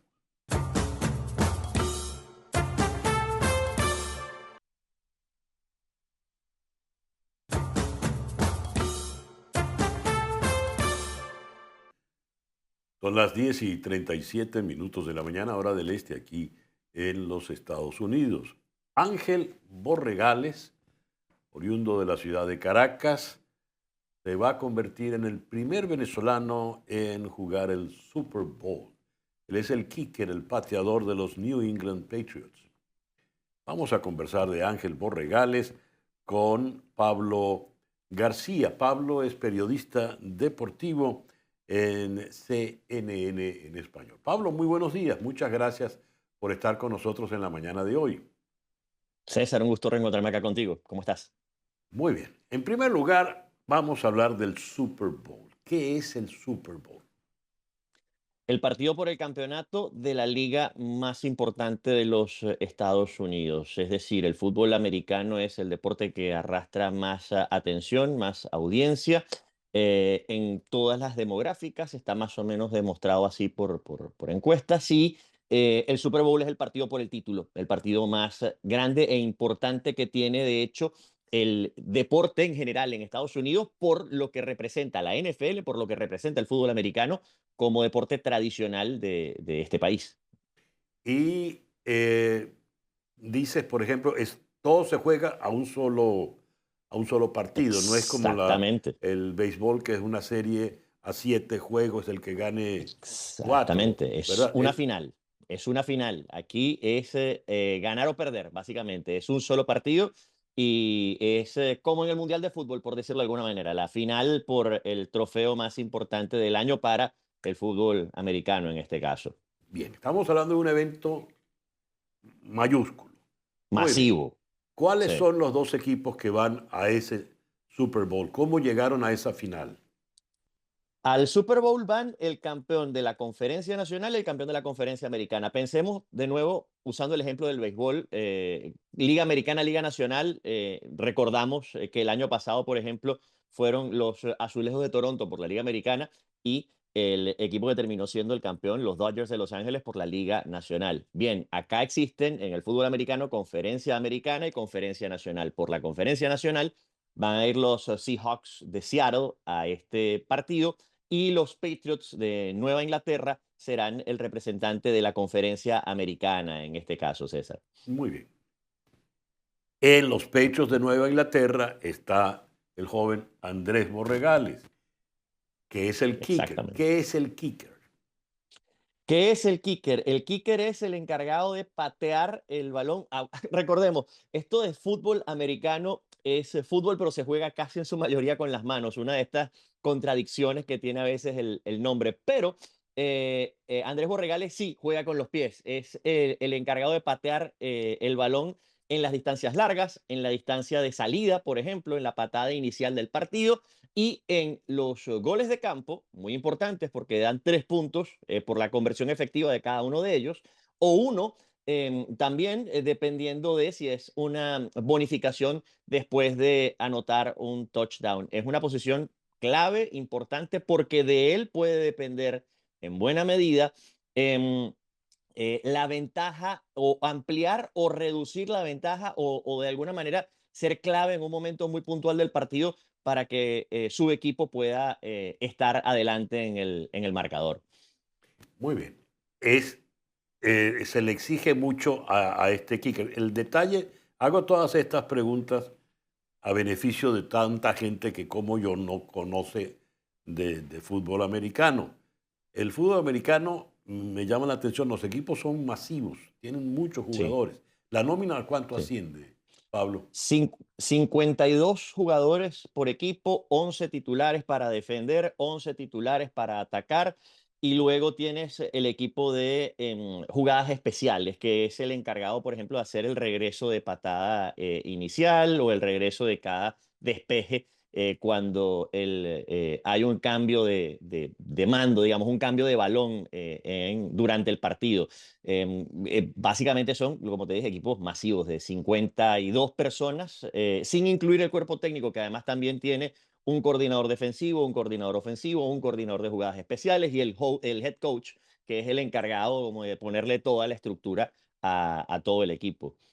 En esa estructura de 52 personas, ¿cuán importante es el pateador o kicker? Mucho, mucho, porque como te decía antes, le da ventaja, le puede proporcionar ventaja al equipo en momentos muy puntuales. Una mala patada también te puede dejar en una condición complicada. Si, por ejemplo, cometes un error a la hora de patear la pelota entre el arco este que está al final de cada línea de gol, dejas al equipo en una posición ventajosa de repente, porque claro, va a estar más adelante en la cancha y tiene menos yardas que recorrer para llegar a la zona de anotación. Ujú. Entonces sí, es clave, es fundamental el buen desempeño de un pateador. Muy bien. Y es que la pregunta la hago porque Por ejemplo, el quarterback o mariscal de campo, como le dicen en México, Sí, pareciera que es el jugador sí, más importante del equipo. claro. Es así? Claro, sí, eso es así, es el cerebro porque termina siendo los ojos del coach dentro del campo. Es decir, de alguna manera, las instrucciones directas, de hecho, uno de los pocos jugadores, o el único, de hecho, que recibe instrucciones directas a través de, bueno, comunicación interna y todo esto con el head coach durante el partido, es el quarterback, es el mariscal de campo. Luego tienes a los coordinadores ofensivos y defensivos que también tiran sus líneas, pero todo a través del head coach. Y el quarterback es, de nuevo, quien lleva el ritmo del juego, es quien lleva el peso de la ofensiva, es quien decide dentro del campo, al final de cuentas, qué se hace entre las opciones que le dio el coach, en este caso, para poder atacar al rival. Y mucho de ello depende, pues, obviamente, lo que se desarrolla, ¿no? Durante el partido. Pero en todo eso no está metido el kicker. No, en todo eso no está metido el kicker porque el kicker tiene una unidad especial. Es parte de la unidad de equipos especiales. ¿En qué momento entra el Y kicker? Es decir, el kicker no está jugando todo el tiempo entonces. el kicker no está jugando todo el tiempo, César, exacto. El kicker entra eh, a la hora de hacer una conversión de puntos, es decir, cuando el equipo tiene la necesidad de convertir una jugada a través de una patada al gol de campo, en este caso, en 3 puntos, o para hacer una conversión de un punto. O al principio del partido, insisto, todo esto dentro de la unidad de equipos especiales. El kicker vendría a ser el ejecutante, en este caso, de las jugadas del equipo de jugadas especiales, en este caso, podríamos llamarlo de alguna manera. Es también una pieza, reitero, muy importante porque de un error del pateador pueden venir consecuencias Sí. negativas o de una gran patada del pateador pueden venir cosas tan importantes como 3 puntos de ventaja que te terminan significando ganar un partido. Por ejemplo, cuando las noticias dicen Andrés Borregales, el que llevó al Super Bowl a los Patriots, ¿qué fue lo que ocurrió? El pasado domingo, en este partido muy difícil, con condiciones climatológicas muy adversas en Denver, en medio bueno, de esta tormenta invernal que azota los Estados Unidos, Borregales pateó un gol de campo de 38 yardas que terminó significando 3 puntos que dieron la ventaja al equipo de Nueva Inglaterra para lograr ese acceso al Super Bowl. El partido estaba empatado en ese momento 7-7. Las ofensivas no podían hacer mucho, digamos, no hacían mucho daño porque las condiciones climatológicas para jugar eran muy complicadas para el quarterback, para pasar la pelota, para poder correr, se hacía el piso muy resbaloso, era muy complicado. Y un gol de campo, justamente una patada de Andrés Borregales para 3 puntos, válida para 3 puntos en este caso, termina dándole la ventaja al equipo de los Patriots para pasar al Super Bowl 60. Hablemos ahora de Andrés Borregales. ¿Quién es él? Andrés Borregales es un chico venezolano nacido en Caracas, de una familia justamente como tantas, ¿no? Que le tocó emigrar, salir de Venezuela hace ya unos cuantos años atrás. Estamos hablando de 21, 22 años atrás, si la memoria no me falla. Andrés llegó aquí con solamente 2 años a los Estados Unidos, hace su escolaridad, digamos, dentro del sistema, digamos, de high school normal, muy a lo estadounidense, muy a lo americano, estudia en una escuela en Hollywood. En esa escuela en Hollywood, Florida, se convierte en el pateador del equipo de fútbol americano de esa escuela, con un rendimiento superlativo, muy destacado, que lo lleva a obtener una beca y poder entrar a la siempre complicada Universidad de Miami. Digo siempre complicada porque sabemos lo que implica económicamente entrar en una universidad como UM. Bueno, entra en UM, que tiene, por cierto, uno de los mejores programas de fútbol americano de toda la nación. Se destaca como pateador dentro de la Universidad de Miami, se convierte en una pieza muy importante para este equipo que llega 2 veces a la postemporada mientras él está ahí en este contexto, en este entorno.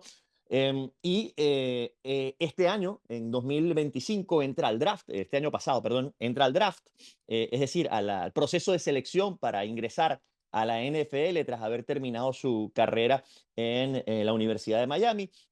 y los Patriots de Nueva Inglaterra, necesitando un place kicker, un pateador, lo toman en la sexta ronda de este draft. Normalmente los pateadores son agarrados en rondas bajas, ya hacia la quinta, sexta o séptima, precisamente porque no tienen la preponderancia de un quarterback, por ejemplo, pero son, reitero, piezas muy importantes. Y Borregales fue tomado en la sexta ronda y se convirtió de una vez en el pateador titular del equipo de los Patriots, a pesar de que está en su año de novato y ha conseguido un rendimiento realmente muy importante, muy bueno.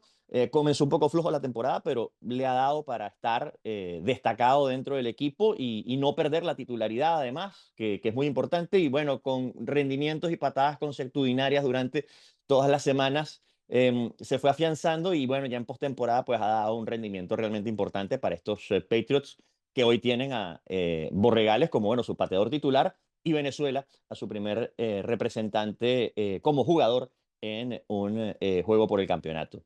Veo que apenas acaba de cumplir 23 años. Exactamente, exactamente, exactamente. Muy joven y es parte justamente de la virtud de haber llegado a la liga a través del draft y de, bueno, de haber hecho el proceso universitario. Una de las ligas que tiene más impacto directo, donde el draft tiene más impacto directo, es la NFL. Este proceso de selección de sacar universitarios que ya están listos, que se han curtido durante estos 4 años de jugar en un nivel muy alto, casi profesional, para entonces entrar en el siguiente nivel, en el profesional, y realmente tener un desempeño muy importante, ¿no? Eh, Hablemos de dinero. Siendo todos estos elementos tan destacados, ¿cuánto puede costar la ficha deportiva de Borregales?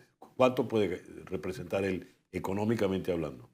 Entrando en el terreno de la especulación, César, porque obviamente pues no manejo directamente la cifra Mm. exacta de cuánto puede estar costando hoy en día el contrato de Andrés Borregales. Para un novato en la liga, y vamos a hablar, digamos, de cifras generales a grosso modo, para un novato en la NFL estamos hablando de que el primer contrato puede estar entre los 600 y los $800,000 anuales. Luego, de ahí en más, habrá incentivos y puede ir aumentando su valor. Un pateador como Adam Vinatieri, por ejemplo, ídolo de Andrés Borregales, quien además fue una de las piezas más importantes de la dinastía de los Patriots de Nueva Inglaterra de la década de inicio de los 2000 y la segunda parte de la segunda década de los 2000. Hablábamos de que ganaba por lo menos entre 3 y 4 millones de dólares al año. Pero claro, es un proceso que para llegar allí, obviamente, tienes que, bueno, haber mostrado tu efectividad en momentos de altísima presión, como le tocó a Vinatieri en su momento para definir, por ejemplo, un Super Bowl, el del 2001, el primero que ganaron los Patriots, y muchas veces además también rindiendo en postemporada. Es decir, se puede hacer una carrera interesante, lucrativa, como place kicker también dentro del contexto de la NFL. Pero es muy por debajo, por ejemplo, de los salarios de las estrellas del Por béisbol. supuesto, por supuesto. A ver, estamos hablando de que de nuevo en el rango de importancia dentro del equipo, el quarterback siempre se va a llevar los brillos y el dinero, porque obviamente es quien tiene más preponderancia. Hay otras posiciones como las de los esquineros o las de los defensores de línea que por perseguir al quarterback también y ser, digamos, el primero que contrarresta al quarterback también tienen un papel muy importante y económicamente son mucho más valiosos, digámoslo así, pero el pateador tiene su peso específico importante. Insisto, económicamente probablemente no es de los considerados Mm. top, pero ciertamente es una pieza donde si fallas, tienes problemas en el apartado de equipos especiales y se te pueden escapar los partidos por jugadas pequeñas de equipos especiales también. Una última pregunta, llegando ya al Super Bowl. ¿Cuál es tu favorito para el juego? Va a estar muy parejo. Va a ser un partido de dos equipos muy ofensivos que van a mostrar mucho ataque y que nos van a divertir muchísimo. Los Seahawks llegan mejor, ciertamente porque son el número uno de la conferencia nacional, porque tienen inspiración y es muy importante, pero nunca puedo dejar por fuera a estos Patriots de Nueva Inglaterra por lo que representa su camiseta, porque además su coach, Mike Vrabel, ya ganó 3 veces el Super Bowl como jugador y sabe lo que es competir en este tipo de escenarios y creo que los Patriots se lo van a llevar. Un resultado corto y ahí es donde probablemente Andrés Borregales va a tener un papel muy importante. Muy bien, muchísimas gracias, Pablo, por esta conversación en la mañana de hoy. No, gracias a ti, César. Siempre, siempre la orden. Pablo García, comentarista deportivo en CNN en español aquí en Miami. Evidentemente, puedo saber de béisbol, pero nada de fútbol americano. Son las 10:53 de la mañana. Vamos con nuestro comentario editorial. No sé qué fue primero. No se trata del huevo o la gallina, pero por lo general el cine se inspira en la realidad. Un actor busca a alguien de la vida real y sobre eso, por ejemplo, puede construir su personaje. Otras veces, sin embargo, pareciera que la realidad se copia del cine. Cuentan en la camorra italiana que los mafiosos italianos veían el Padrino o Los Soprano para imitarles. A lo mejor algo de eso ha ocurrido con el señor Bovino, el jefe de la Policía de Fronteras, que ha tenido un rol muy, muy cuestionado en los sucesos de Minnesota, allá en Minneapolis, tan cuestionado que ha sido destituido.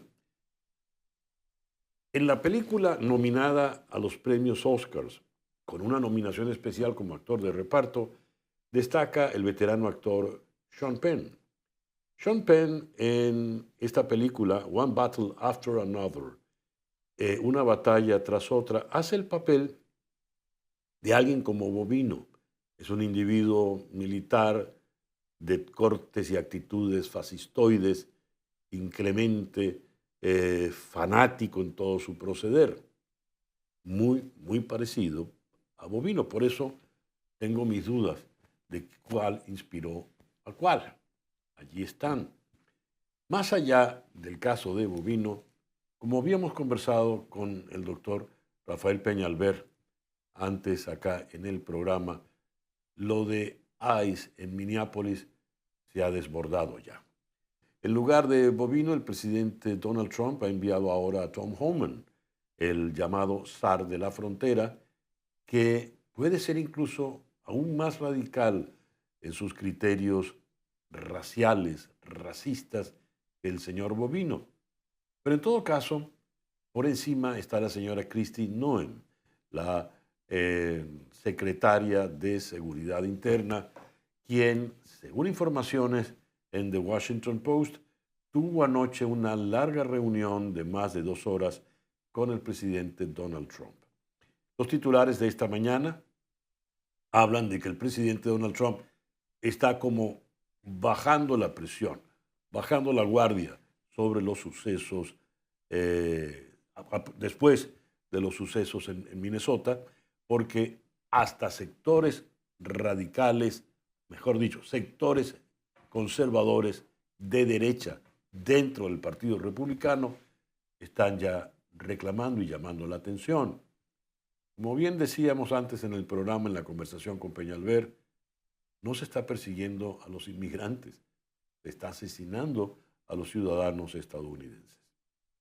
Es cierto que detrás de todo esto lo que se procura es la militarización de algunas ciudades en manos demócratas con miras al proceso electoral del midterm en el próximo mes de noviembre. Es cierto que están en riesgo esas mismas elecciones. Por lo pronto veremos, pero la opinión pública pues se le ha volteado de manera importante al presidente Trump y este ya empieza a tomar medidas. A lo mejor después de Bovino, la que sale es la propia señora Kristi Noem. En cualquier caso, pueden asomarse a ver One Battle After Another, que igual tiene unas cuantas nominaciones a los premios Oscars, incluyendo una para Sean Penn. Son las 10:57 de la mañana. Y este miércoles, en Conexión, nos ocupamos del tema económico venezolano. Este miércoles, en Conexión, ¿se podrá realmente estabilizar la economía en Venezuela? ¿Qué quiso decir el secretario del Tesoro Scott Bessent cuando afirmó: ya veremos cuándo hay elecciones en Venezuela. ¿Qué viene primero? Este miércoles en Conexión. Gracias pues por permitirnos estar allí. Tengan todos el mejor día posible.